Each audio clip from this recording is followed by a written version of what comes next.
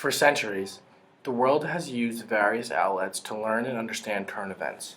People have received important news through the media, through science, and even through word of mouth. As time has progressed and the world has evolved, the accuracy of this information has come into question.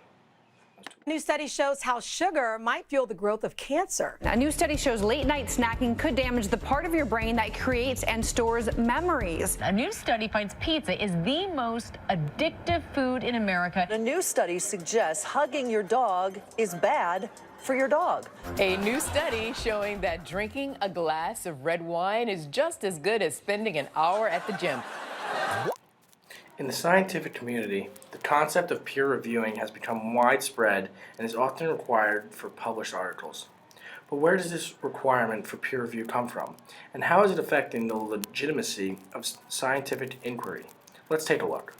In order to understand the importance of peer reviews, we first need to look closer to understand exactly what a peer review is. A peer review, by definition, is a process in which independent scientific experts read scientific studies before they are published to ensure that the authors have appropriately designed and interpreted the study. Every day, we get an influx of information from all the sources around us. And after a certain point, all that ridiculous information can make you wonder, is science bullshit? To which the answer is clearly no. Today, accuracy is even more guaranteed than ever before with the use of peer reviews. The Board of Association of American University Presses, or AAUP, requires all written works to be reviewed by at least 2 unbiased scholars in order to be considered or published. There's even a handbook with guidelines regarding these specific rules. When scientists publish writings based off their scientific research, it must be accurate. But there are scholarly articles written every single day, all of which is needed to be reviewed.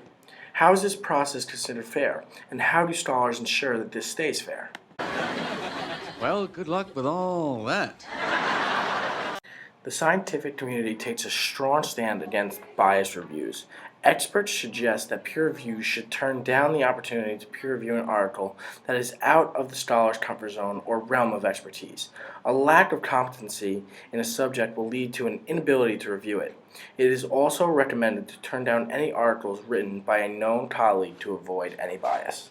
The way to live your life is you find the study that sounds best to you, and you go with that. No!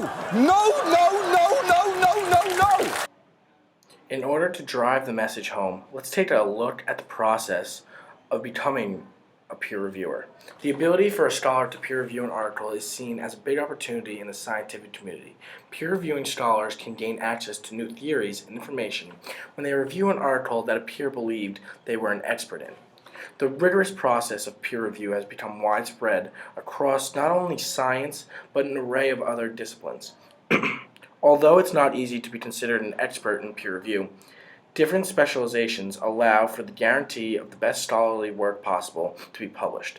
Research is continuously evolving throughout time, requiring the necessary components to be reviewed by experts and published into high-quality, well-known scholarly journals.